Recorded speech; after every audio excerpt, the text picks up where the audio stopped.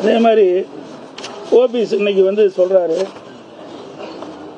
திருமதி சசிகலா அம்மா அவர்களை பற்றி அவர் ட்விட்டரில் போட்ட, அதாவது வலைதளத்தில் அப்பொழுது அறிவித்த செய்தி, இவரெல்லாம் எப்படிப்பட்டவர் என்பது நாட்டு மக்கள் அறிந்து கொள்ள வேண்டும். ஊடகத்தின் மூலமாக, பத்திரிகையின் மூலமாக 13 பிப்ரவரி 17 அம்மா அவர்கள் மருத்துவமனையில் இருந்தபோது சசிகலா பேசாதது ஏன்? அப்பொழுது யாரு? ஓபிஎஸ். பிப்ரவரி 14 2017 குற்றவாளி சசிகலா தப்பியது தமிழகம். குற்றவாளி சசிகலா தப்பியது தமிழகம் செய்தி. அதோடு அன்றைய தினமே 14 பிப்ரவரி 17 சசிகலா உள்ளிட்ட 3 உடனடியாக சரணடைய உத்தரவு. அப்புறம் மார்ச் 3 2017 உயிருடன் இருக்கும் வரை சசிகலா உறவினர்கள் கட்சியில் அனுமதிக்க மாட்டேன் என மாண்பு அம்மாள் கூறினார். இவர்கள் தான் ஒட்டுக்க சேர்ந்திருக்கிறாங்க. இப்படி சந்தர்ப்ப சூழ்நிலைக்கு தக்கவாறு தங்களை மாற்றிக்கொள்வதுதான் இவர்கள். இந்த இயக்கத்திற்கு விசுவாசமாக இருந்தது கிடையாது, அவர்களுக்குள் விசுவாசமாக இருந்ததும் கிடையாது. இப்படிப்பட்ட துரோக செயலில் ஈடுபட்டவர்கள் தான் இன்றைக்கு கட்சியிலிருந்து வெளியேற்றப்பட்டிருக்க என்பதை தெரிவித்துக் கொள்கிறேன். தனக்கு 2 முறை அறிய வாய்ப்பு கிடைக்கும். இந்த கட்சி கட்டுக்கோப்போடு இருக்கணும் அப்படின்றதுக்காக தான் அந்த வாய்ப்புகள் எல்லாம் நான் விட்டு கொடுத்தேன். எப்ப 2 முறை வந்தது? அம்மாவே பதவி பொறிச்சிட்டாங்களே. அம்மாவே 2015 நினைக்கிறேன். அவர் 14லயே அவரை வைத்த அந்த அமைச்சர் பதவியை விடுவிச்சுட்டாங்கல்ல. நாங்க 21 வந்த பிறகு நாங்களும் அவர் இருந்தார் இருக்கும்போது தானே உங்களுக்கு கையெழுத்து போட்டு கொடுத்தோம். அம்மா இருந்தா அதுவும் கொடுத்துருக்க மாட்டாங்க, எம்எல்ஏ பதவியே கொடுத்துருக்க மாட்டாங்களே. இறப்புக்கு பிறகு சார் கூவத்தூர்ல அவருக்கு தான் ஃபர்ஸ்ட் வாய்ப்பு. எங்க வாய்ப்பு கிடைச்சிருந்தா? இப்போ இவருடைய எண்ணங்கள்லாம் எப்படி இருக்குன்னு உங்களுக்கு நல்லா தெரியும். எனக்கு எம்எல்ஏ தான் தேர்ந்தெடுக்கணும். எந்த எம்எல்ஏ தேர்ந்தெடுத்தாங்க? இவரோட எத்தனை பேர் வெளியே போயிருக்கிறாங்க சொல்லுங்க. எங்களோட எத்தனை பேர் இருக்கிறாங்க? ஆக அத்தனையும் ஒரு பொய் செய்திகள். இவர் மாய உலகத்தை மக்களை உருவாக்கி அந்த பகுதியில் ஒரு சிற்றரசு போல நடந்துகிட்டு இருந்தார். இன்றைக்கு அந்த பகுதி மக்களுக்கு விடிவு காலம் பிறந்திருக்குது, சுதந்திரம் பெற்றிருக்குது. அதனாலதான் அங்க இருக்கிற நகர செயலாளர், ஒன்றிய செயலாளர் எல்லாம் இன்னைக்கு இனிப்பு வழங்கிட்டு இருக்காருன்னா அவருடைய செயல்பாடு எப்படின்னு பாருங்க. சார், உங்களை தற்காலிக பொதுச் செயலாளர் சொல்றாரு. நீங்க எடுத்த நடவடிக்கை ஏற்கனவே 6 பேர் 7 பேர் இதுல கோர்ட்ல இருக்கிறாங்க.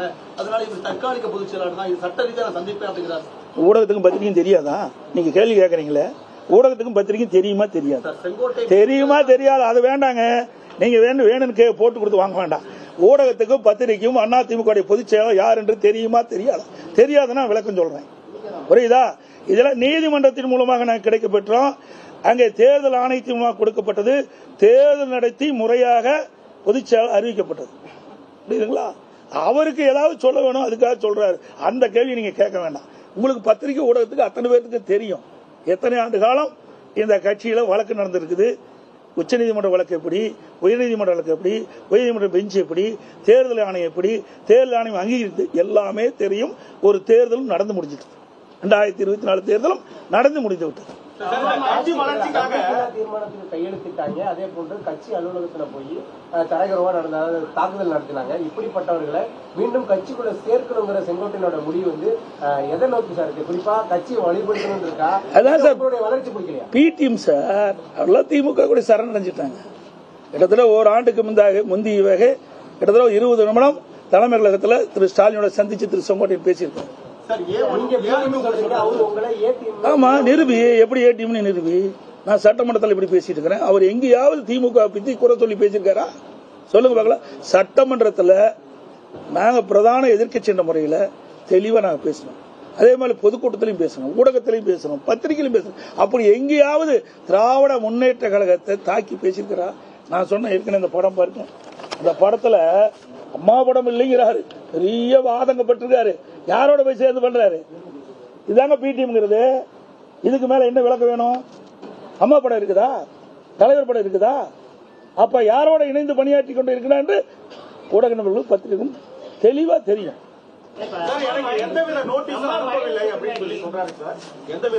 சார், அதாவது அனைத்து இந்திய அண்ணா திராவிட முன்னேற்ற சட்டத்திட்ட விதி இப்படிதான் எல்லாம் நடக்குது. அது இவருக்கு தெரியாதா? இவர் எத்தனை பேருக்கு நீக்கிறதுக்கு எழுதி கொடுத்து நீக்கணும் சார்? அதெல்லாம் வேண்டாம். இல்ல, அது மட்டும் இல்ல. இன்னொன்னு, இப்போ நான் டிவியில் அவர் பேட்டி கொடுக்கும்போது பார்த்தேன், கெடு விதிக்கலன்னு சொன்னார். செல்போனை கூட இதற்கு ஒரு காலக்கெடு வைத்திருக்கிறேன். அப்படி நடக்கவில்லை என்று சொன்னால் இந்த மனநிலையில் இருக்கின்றவர்களை ஒருங்கிணைத்து அதை வெற்றிகரமாக முடிப்பதற்கு நாங்கள் அனைவரும் முயற்சிக்கிறோம். இது யார் போய் பேசுறா, யார் உண்மை பேசுறான்னு ஊடக நண்பர்களும் பத்திரிகை தெரிஞ்சுக்கணும். ஒவ்வொரு செயல்பாடும் கிட்டத்தட்ட ஓராண்டு காலமாக சரியில்லாம ஒரு சூழ்நிலை தான் பார்த்துட்டு அதெல்லாம் நாங்கள் அனுசரிச்சுட்டு தான் அந்த மோத்துலாம்.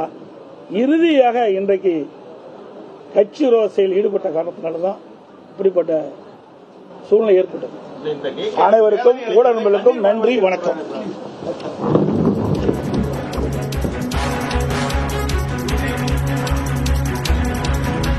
அதிமுகவில் இருந்து நீக்கப்பட்ட பிறகு செங்கோட்டையன் இன்று காலை செய்தியாளர்களை சந்தித்து தன்னுடைய தரப்பு விளக்கத்தை கொடுத்திருந்த நிலையில் இபிஎஸ் மீதான அடுக்கடுக்கான குற்றச்சாட்டுகளை அவர் முன்வைத்திருந்தார்.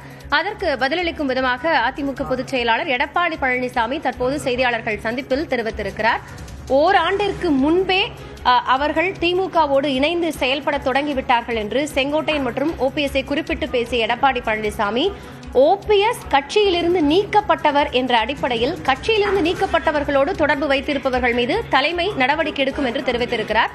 அதேபோன்று கட்சி விதிகளுக்கு உட்பட்டு தன் மீது நடவடிக்கை எடுக்கப்படவில்லை என்று செங்கோட்டையன் தெரிவித்திருந்ததற்கும் எடப்பாடி பழனிசாமி பதிலளித்திருக்கிறார். பொதுக்குழு கூடி அந்த அடிப்படையில் மூத்த தலைவர்களோடு கலந்து ஆலோசித்த பிறகே செங்கோட்டையன் மீதான நீக்க நடவடிக்கை எடுக்கப்பட்டதாகவும் எடப்பாடி பழனிசாமி ஒரு விளக்கத்தை கொடுத்திருக்கிறார். மேலும் பல்வேறு விஷயங்களையும் அவர் குறிப்பிட்டு பேசியிருக்கிறார். டிடிவி தினகரன் 8 ஆண்டுகளுக்கு முன்பே முன்னாள் முதலமைச்சர் ஜெயலலிதாவால் அடிப்படை உறுப்பினர் என்ற பதவியிலிருந்தே கட்சியிலிருந்து நீக்கப்பட்டவர் என்ற கருத்தை மேற்கோள் காட்டி குறிப்பிட்டிருக்கிறார். கட்சியிலிருந்து நீக்கப்பட்டவர்களோடு தொடர்பு வைத்துக் கொள்ளக்கூடிய பட்சத்தில் கட்சி தலைமை அதன் மீது நடவடிக்கை எடுக்கும், அதற்கு அதிகாரம் இருப்பதாகவும் சட்ட விதிகளுக்குட்பட்டே இந்த நடவடிக்கைகள் மேற்கொள்ளப்பட்டிருப்பதாகவும் எடப்பாடி பழனிசாமி தெரிவித்திருக்கிறார். மிக வெளிப்படையாக செங்கோட்டையன் மற்றும் ஓபிஎஸ் உள்ளிட்டோரை அவர் திமுகவின் பி டீம் என்று குறிப்பிட்டு பேசியிருக்கிறார். அதேபோன்று தற்காலிக பொதுச் செயலாளராக இருக்கக்கூடிய எடப்பாடி பழனிசாமி எப்படி தன் மீது நடவடிக்கை எடுக்க முடியும், தான் ஒரு 53 ஆண்டுகால அதிமுக உறுப்பினர் என்று செங்கோட்டையன் ஒரு கேள்வியை முன்வைத்திருந்த நிலையில் அதற்கும் எடப்பாடி பழனிசாமி பதிலளித்திருக்கிறார். இந்த விவகாரம் என்பது அதிமுகவில் மீண்டும் ஒரு சலசலப்பை ஏற்படுத்தியிருக்கக்கூடியதை நம்மால் பார்க்க முடிகிறது. அதேபோன்று ஜெயலலிதாவின் விசுவாசியாக அறியப்பட்ட செங்கோட்டையன் அமைச்சரவையில் இருந்து நீக்கப்பட்டிருக்கிறார் என்ற ஒரு கருத்தையும் அவர் முன்வைத்திருக்கிறார். இதுகுறித்து பேசுவதற்காக பத்திரிகையாளர் திரு துரை கருணா நம்மோடு இணைகிறார். அவரிடம் பேசலாம். சார் வணக்கம். இப்போ சட்ட விதிகளுக்கு உட்பட்டுதான் ஒரு பொதுக்குழு கூடி செங்கோட்டையனுடைய நீக்கம் என்பது எடுக்கப்பட்டிருக்கு. பொதுக்குழுவால் அங்கீகரிக்கப்பட்ட ஒரு பொதுச் செயலாளர் அப்படிங்கிற ஒரு கருத்தை ரொம்ப ஸ்ட்ராங்கா எடப்பாடி பழனிசாமி முன்வைக்கிறார். அவருடைய இந்த செய்தியாளர் சந்திப்பு அவர் கொடுத்திருக்கக்கூடிய பதில் எப்படியான தாக்கத்தை ஏற்படுத்தும்? மரியாதைக்குரிய திரு செங்கோட்டையன் அவர்கள் அளித்த அந்த விளக்க செய்தியாளர் சந்திப்பு